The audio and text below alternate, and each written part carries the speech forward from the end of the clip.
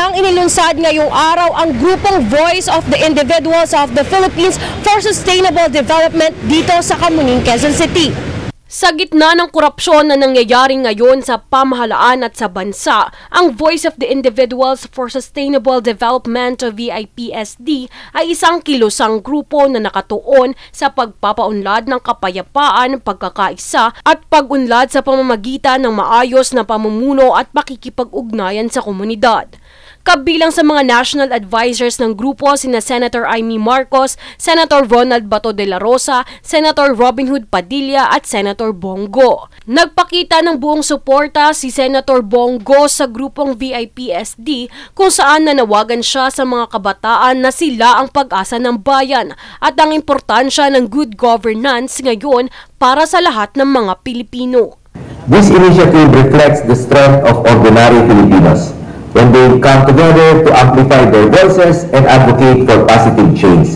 It is through platforms like this that we are reminded of the importance of unity, dialogue, and collective action in addressing issues that matter most to our people.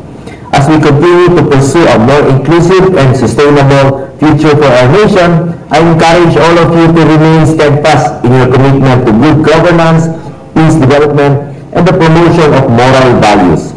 Let us keep working hand in hand to build a stronger and more resilient Philippines for generations to come. Bukod pa rito, kasama sa layunin ng grupo na turuan ng mga mamamayan sa kahalagahan ng integridad, mabuting pamamahala at pagkakaisa para sa reformang panlipunan.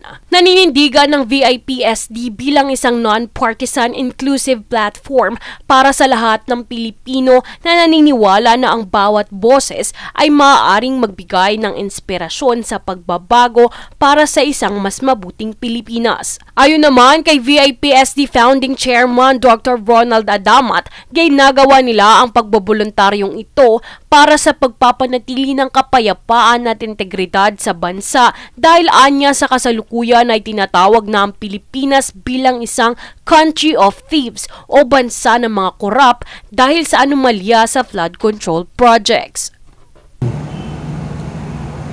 Kaya po tayo nagkaroon ng ganitong organization because to our belief, we want to be part of the solutions to reform the country.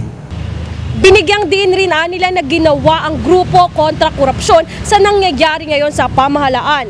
At nandito sila bilang mga volunteers para magbigay ng boses at kamalayan sa mga Pilipino patungo umano sa mas mapayapang bansa. Jovi Rodriguez, nag-uulat para sa Golden Nation Network.